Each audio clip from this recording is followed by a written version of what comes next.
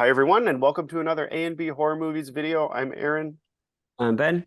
and today we are very happy to be joined by Stephen Cognetti. Stephen, welcome. Hey, thanks for having me. Yeah, we're very happy to chat with you today, specifically about your Hell House LLC movies. So you are a writer, a director, a producer, an editor. I understand you wear many hats with these films. Well, you have to on indie films. Of course, yes.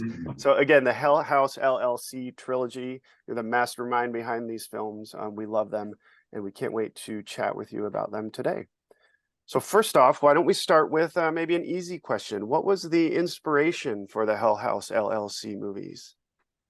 I wanted to make a horror movie for my first feature, and I was just struggling for an idea, and once this inspiration came to me, like something based in a Halloween haunted house, gone wrong. That just and once that clicked in my head, from there the story kind of evolved very over time, probably over the course of 2 years, when I first had the idea, to writing all these drafts, to getting to where I wanted to be, and taking the script different places every draft. The whole draft evolved over time, but it started with that initial idea of Halloween haunted house, something's gone wrong, and how do we approach that story.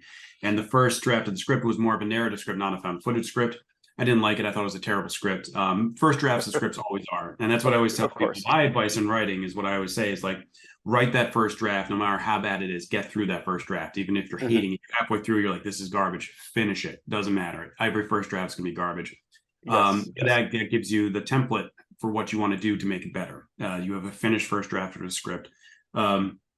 And then I just kept on rewriting and the ideas evolving, and then it just clicked that this would be really cool as a documentary style film. Something like we're studying what happened at an event, but in a documentary style, interviews and stuff like that. And that just, once these ideas click, then the writing comes much quicker, and the next drafts come faster. And I love that idea, because I love, like, Dateline, NBC's murder mystery kind of docuseries. And then if you take that approach, but just switch out a murder and put in a paranormal unexplained event, and then just do it that way. And that was kind of where, that's when things started to flow. So it just evolved over time, but then we got to the place where we were ready for the script to shoot.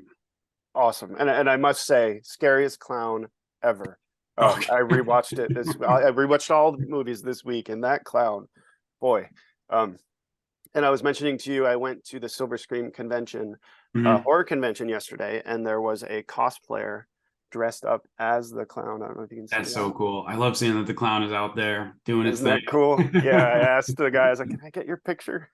Yeah. He was very polite and gracious. He even gave him a hug. Awesome. Yeah. All right, Ben, I'll turn it over to you. Yeah.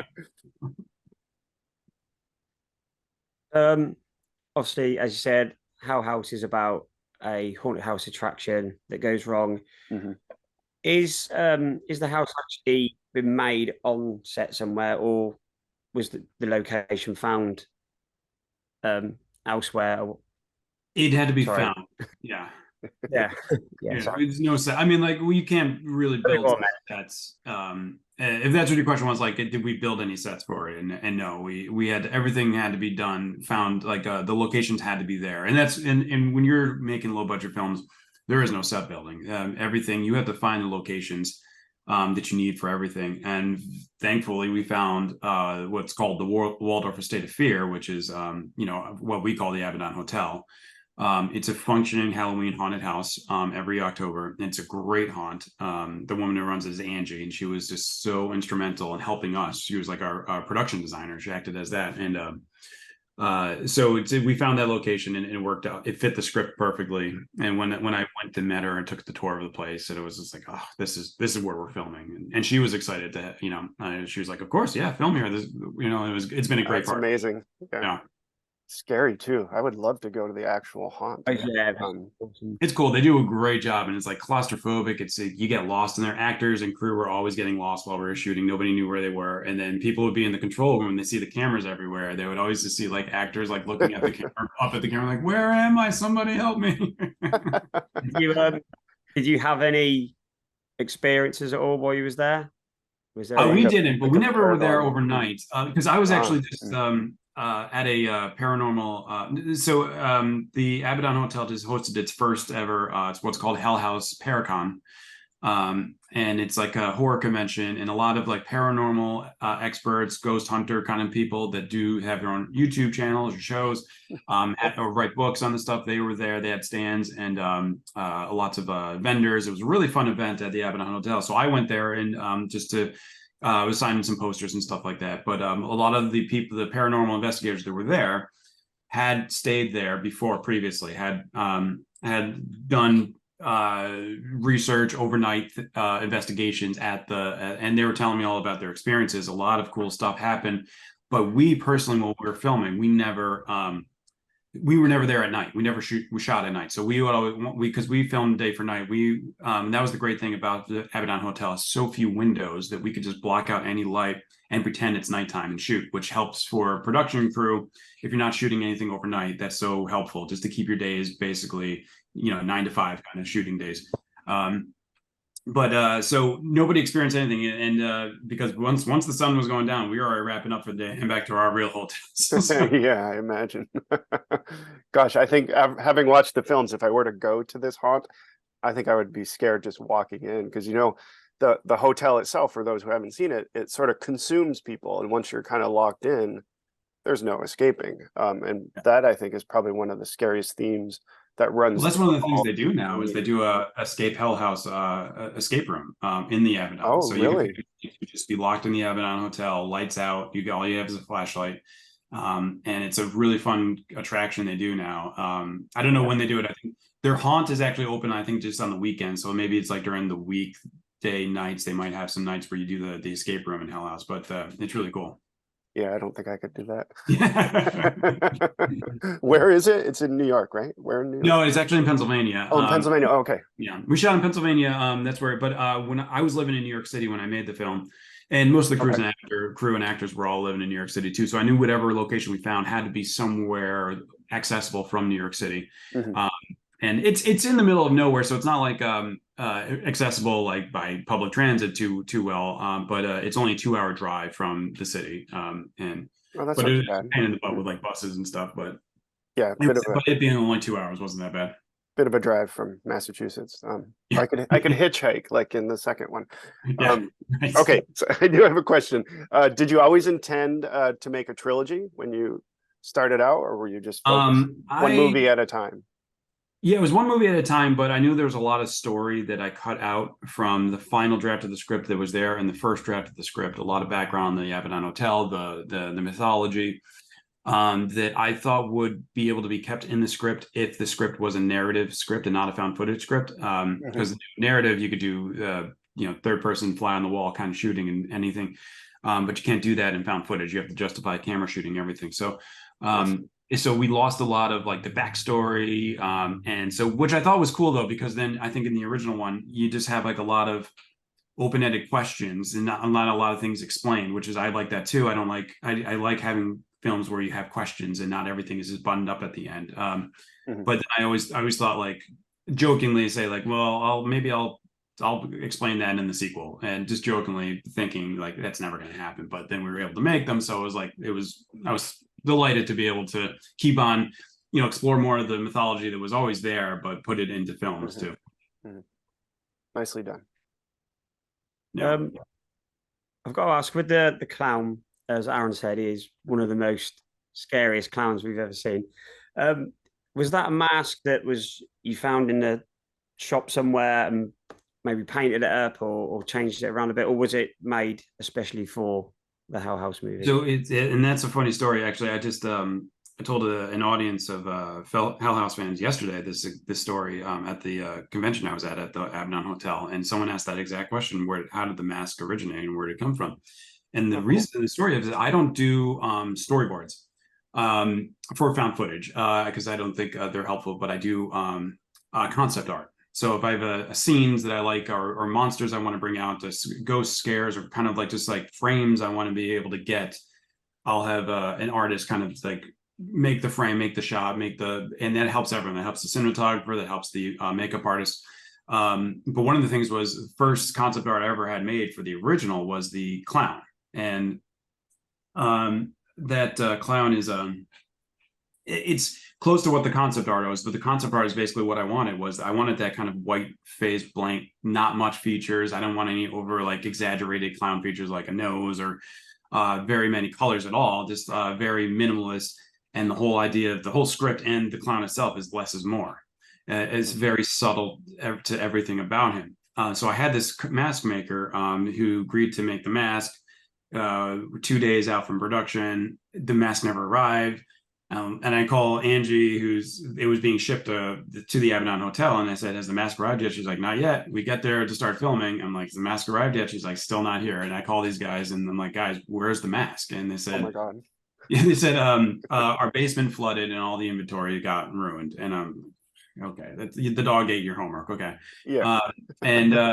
So we had to scramble, and so I told Angie, like, I just need, like, what do you got that we can just make what I want, which is like the basic like white mask. And she found something that was like an old mask that she doesn't even use anymore. She took that to our makeup artist, and our makeup artist like kind of recreated what we had in the concept art on this mask.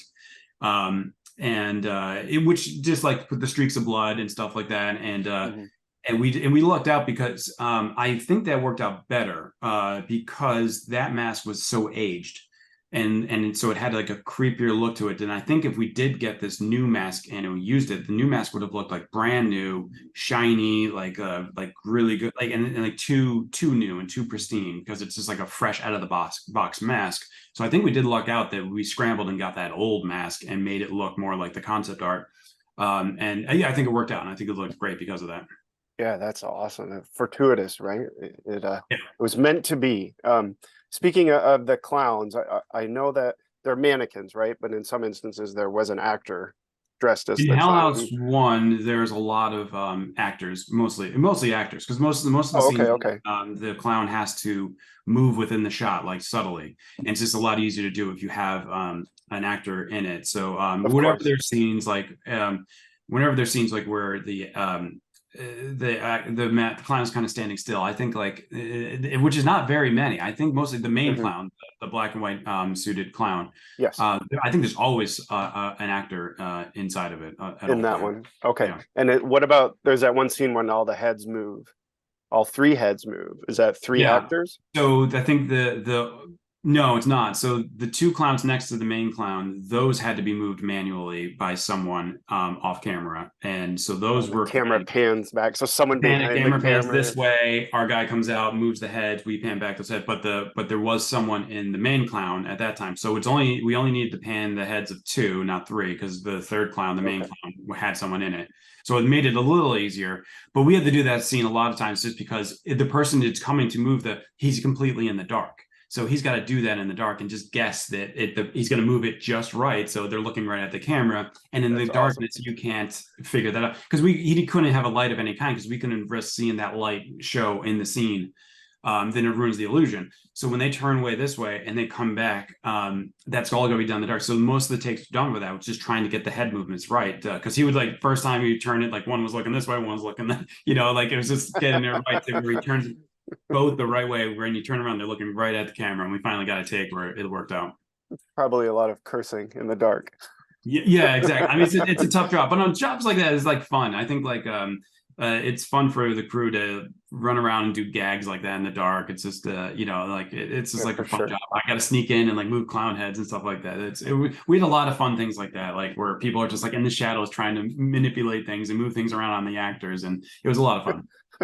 Movie magic. Yeah. Low budget movie magic. Yeah, for sure. I've got to ask, did it change much? You were saying about the script, the way obviously it evolved, and you had to sort of do it from a different angle for the fan footage. Did it change an awful lot from paper to screen, or did it sort of just as generally change as you went by? Did you think, oh, this is a good idea, we'll put this in there? Because the trailer that's what hooked me. I remember watching the trailer and I was like, this is, now I want to see what happened in this house. It was so good. Yeah. Oh, cool. Yeah, and then there's a good trailer. Terra Films, his name's Brad Glazier. He does all the trailers. He cut a great one for Hell House 1. But No, the last draft of the script, the shooting draft of the script, was pretty much what you see on film. There's something like there's improv scenes that we worked in a little bit with the actors doing stuff. I think the greatest amount of improv you'll see is that bridge from first act to second act where they're fooling around. Paul's fooling around with the camera.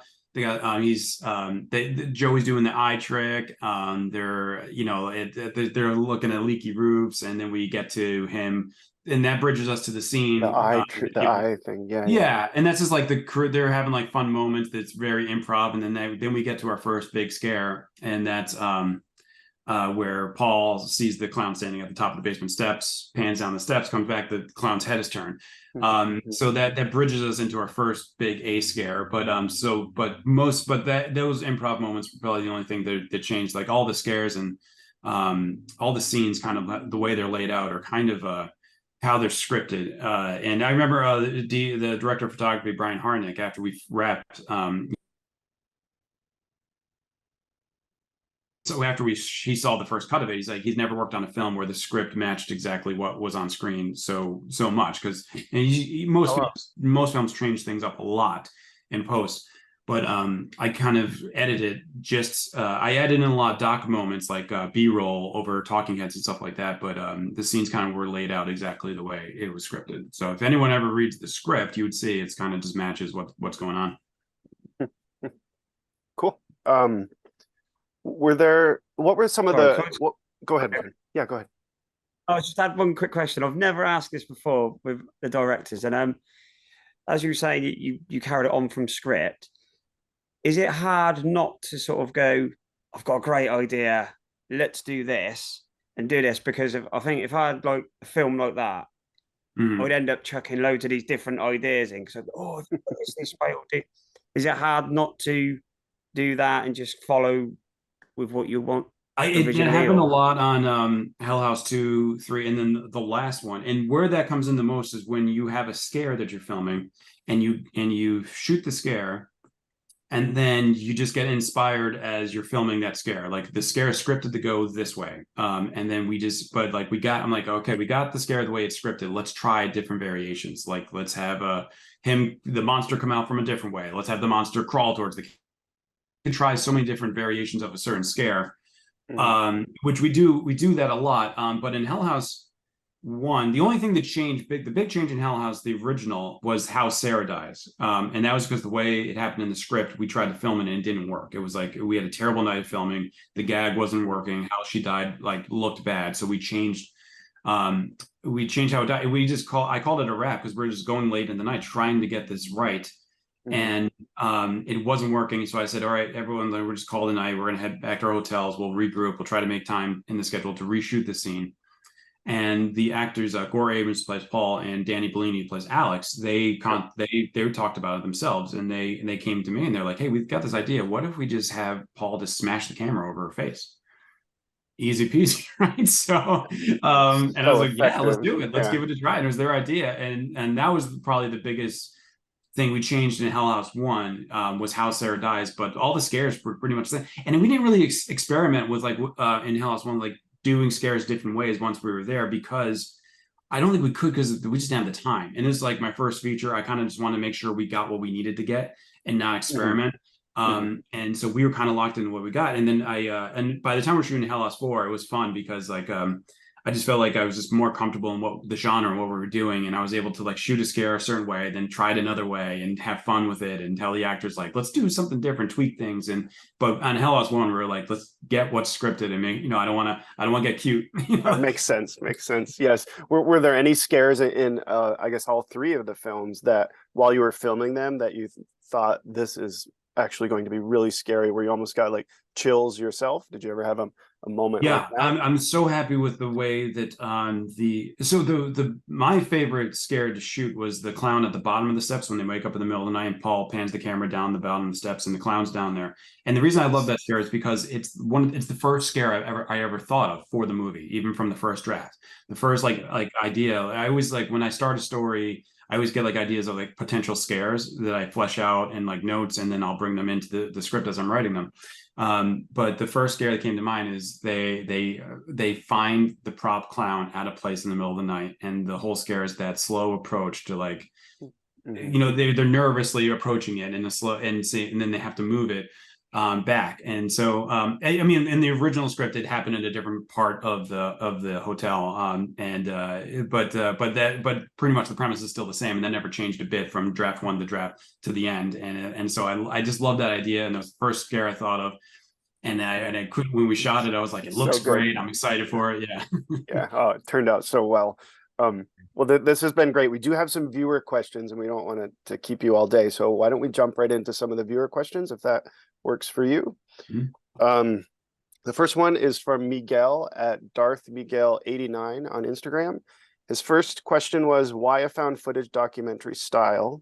And for part one, where did you get the idea of the haunted house? I guess we already talked about that a little bit. Yeah. And the haunted house, I just love that idea about a haunted house gone wrong, because you don't know. How would you know? If you're an audience member and someone's screaming who works there, how would you know they're not just playing a gag? Right. So it's like that slow realization that something's wrong. And it's like, that's what I love about it. It's because it's like, is something wrong? No, it can't be. And then you figure out, oh, this isn't part of the show. Holy shit, we got to get out of here. You know, and I love that idea. It's so good in the first one, right? I think Sarah, I forget the actress's name, but she comes running through and goes upstairs, and the audience members are like, is that supposed to happen? And that's when you start to think. And that was the whole thing. And that's why I love that scene in the beginning, is because you see all this stuff like, that seems out of place, but I can't tell for sure. And I just love that questioning. And you don't, and the way they did it was perfect. And questioning, like, it doesn't seem like it was supposed to happen. But yeah, and you set it up that way in the beginning. I love that. I think if you watch that scene, you have to stick with the film then, because it makes you start questioning yourself, what is this? What's going on? And you have to sit and watch what happens. Right. So, and that's the thing. I mean, like, sorry, my son's peeking through the door. I'm a busy bunch. But I think it's like that Today Show moment. Yeah. But I love the basement scene for that reason, when the crowd goes down there, because if there's a chained up woman screaming help, it just seems so part of the show, you know, and like that's her job, you know, and so nobody knows. And there's things like cloaks and the demon in the back that are there. That audience, they don't know that that's not supposed to be there, but she knows. The girl that's chained up, she knows it's not supposed to be there, and so it's the whole psychological thing. Like, well, she seems pretty sincere, but it's got to be part of the show, right? So, oh yeah, it's terrifying. My hairs are standing up on my arm. It's terrifying. Good answer, Ben. Do you want to do the next one from Jace? Yeah, Jace. Is it Marsiglia? Marsiglia, I think. Jace_Marsiglia. Are there any plans to distribute a Blu-ray release of these films via boutique distributors like Scream Factory or Vinegar Syndrome? Who's that? Yeah, and I get that question all the time on Twitter. It's so funny. Anytime I post anything about the movie on Twitter, I do have the DVD copy.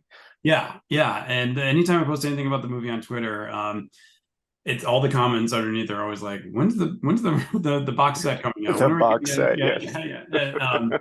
It's so funny, but the people that distributed the DVD is different from the digital distributor, and we've talked about it so many times, but it's just it's an upfront cost thing. And that's the thing, to make 4K releases and box sets is an upfront cost that I don't know if they want to that's the thing. It's just, we don't know if there's a market for it or not. So they don't, like, it's always kind of like, we could put it out, maybe there'll be some traction, but it's just like an upfront cost that I don't think they want to do. But there's a lot of people asking for it, so we might reevaluate that again and upconvert the first one to 4K, and 2 and 3 or 4K, and put about as a 4K box set at some point. We've been talking about that for like years, but like, just no one's pulled the trigger on it yet. So that would be amazing. You have 2 fans right here who would buy that. Yeah. And I think it would be worth it. Like, there's a lot of material in 2 and 3 that never got released. So maybe like releasing some BTS stuff and deleted scenes might be good, because what I've told is when you go 4K a Blu-ray DVD, you can you use that more gigs to add. You get a lot of special features, more so than regular DVD. Cool. But the DVD, we added a lot of fingers features crossed. to the DVD you have. So Well, let's hope. Let's see, back to me. So this is Adam from Movies Shows. What can you tell us about Hell House Origins? And what new horror movies are you looking forward to seeing? I wish I could say so much more about Origins because I'm so excited about this film because I think it's probably the film that just rivals the original in terms of how scary it is. I love this film. I love everyone who's in it, everyone who worked on it. It's just a great crew, great actors. Just a great production all around. I love the story, and it's all I could say is that I'm excited for it to come up, but I don't want to say too much just because I wish that the trailer was out by now, but it's not. And when I say this, I know by the time this airs, the trailer will have to be released. But it would just be, and I can't really say because it's an origin story, but we didn't really tell like what kind of origin story we're telling. I think when the trailer comes out and all the artwork, the poster and everything, it might be a little bit more straightforward what is going on, but.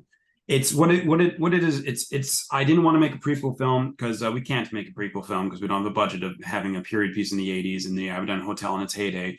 But so I took a lot of the backstory that I have for the Abaddon Hotel in the '80s and set it as a way of setting up a mystery in present day that's centered around a family, an old murder mystery in a mansion. In Rockland County, and very cool. This group of investigators are just trying to solve a murder mystery that's an unsolved cold case, and then it ends up having deeper ties and a lot more going on to it. And so that's pretty much that's all I can say. And hopefully, what I'm looking forward to the most is I'm just looking forward to everything on Shudder's lineup in October. I just love logging into Shudder on September and October and just. Yes. Just having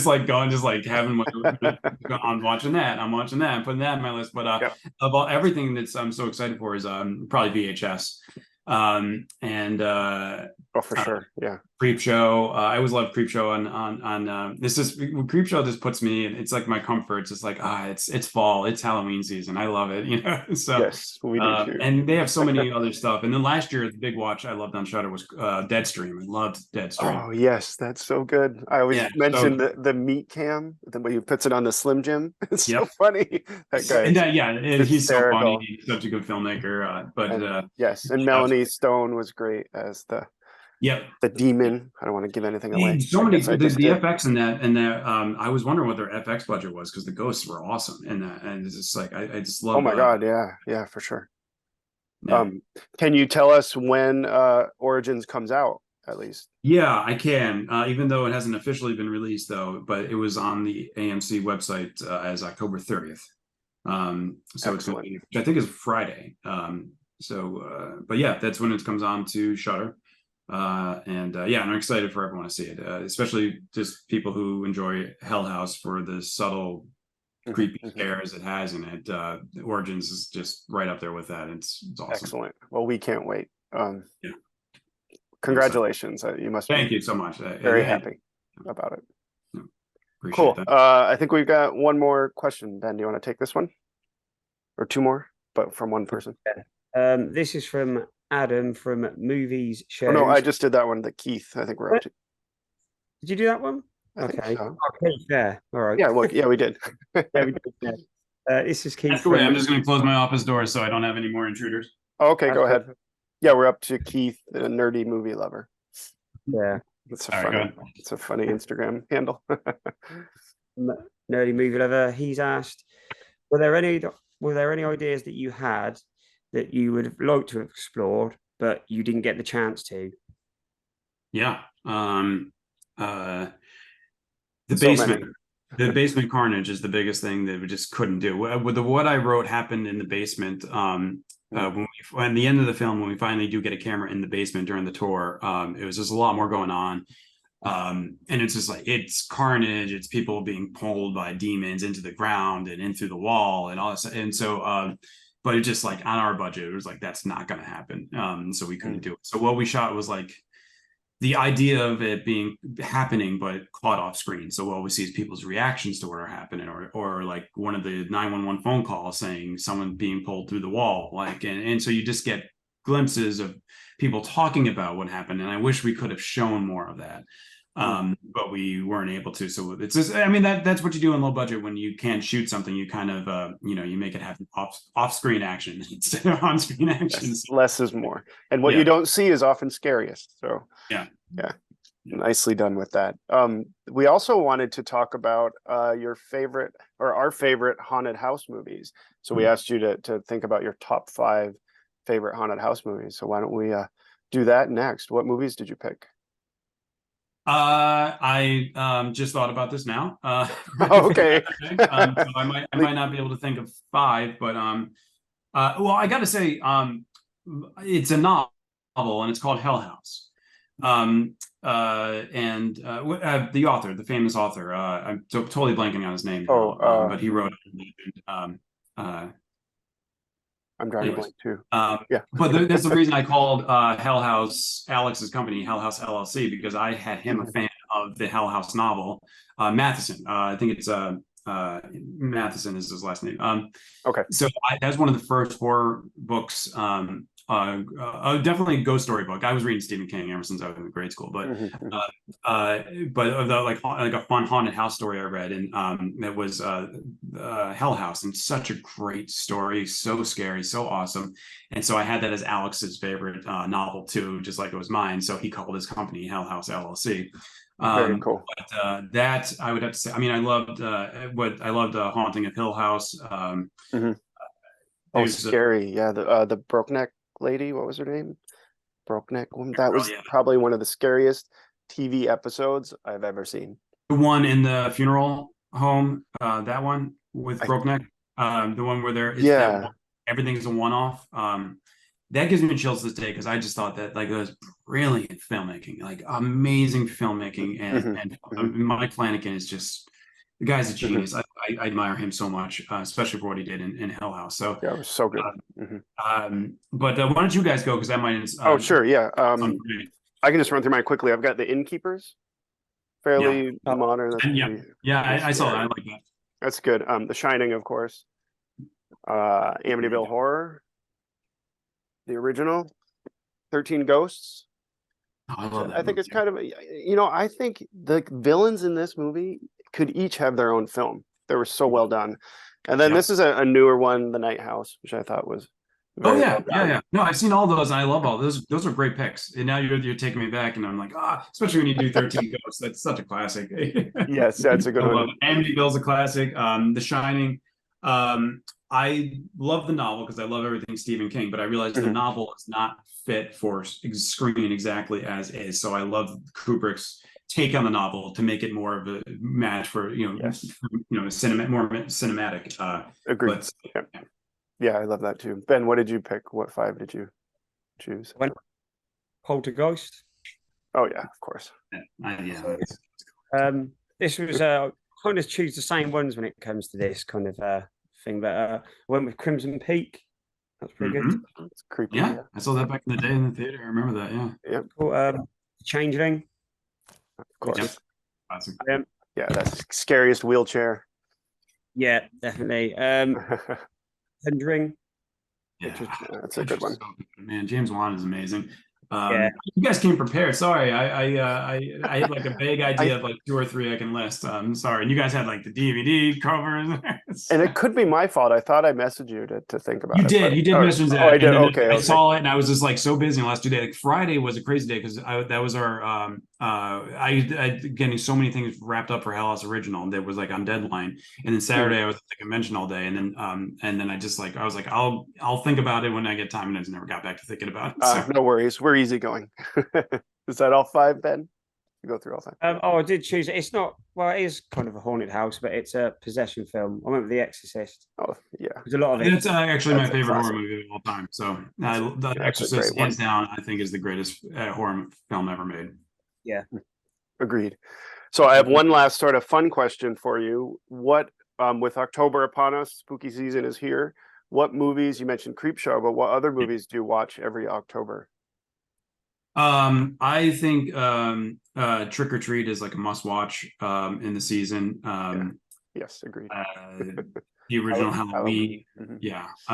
Anything that just like feels that that this gives you that feeling of October, and I think Trick or Treat I think does such a great job with it. Everything about it Yes, just it's so good. oozes Halloween October feel, and I know they didn't even film in the season, I don't think, for Halloween, but it just feels like it's made it like the world feels so like it's like fall and small town. It's great, but those are some they're definitely always on my list of watches. I have a few others, but they're not coming to my mind right now. But those definitely I love watching it every October. Very cool. Well, let's see. Thank you for chatting with us. This has been amazing. If you haven't watched the Hell House LLC films, check them out. The trilogy is fantastic. And tune in for the new Hell House coming out on October 30th on Shudder. Stephen, before we let you go, how can folks find you on social media?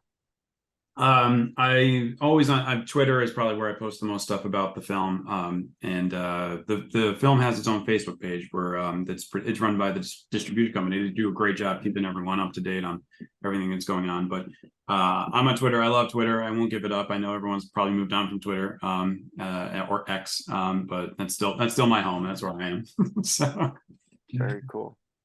Well, thank you. This has been amazing. Ben, do you want to do the closeout? Yeah, just want to say congrats on the films. They're amazing. To anybody that hasn't gone and watched them, go and watch the first part of this first movie. You will be hooked and want to watch the rest of it. And as always, thanks for watching. And you will find us over on Instagram at A&B Horror Movies. And thanks again for coming on. Thanks so much for having me, guys. A lot of fun. Bye, everyone.